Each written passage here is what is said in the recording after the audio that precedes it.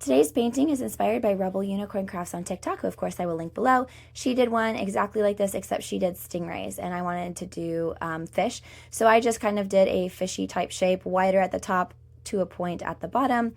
At the top of the fish, I added 2 larger fins, towards the bottom 2 tiny ones, and then of course the tail. And at the top of the fish, I also left like a thin strip of white just to kind of imply that top fin.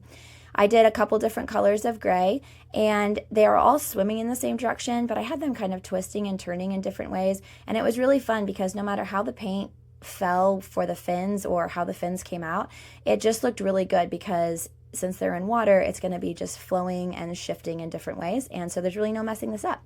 Like she did, I did a brightly colored one in the middle of the gray ones, which I absolutely loved the way that popped. And then I forgot that I wanted to add some metallic details to my fish. So I had to go back and re-wet them so that I could drop in some from my metallic palette and have it kind of blend in with the fish. I wish I had remembered to do that when they were still wet originally, but oh well.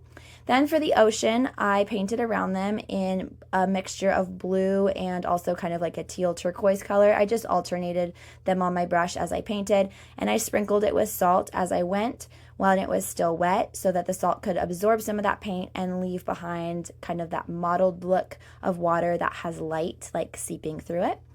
If I had thought about it, I probably would have used masking fluid to block out my fish first, just because of the tiny little fins, and then done the water and then removed the masking fluid and painted in the fish.